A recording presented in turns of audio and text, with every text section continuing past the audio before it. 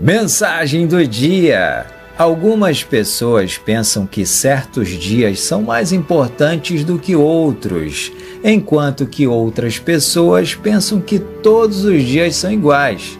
Cada um deve estar bem firme nas suas opiniões.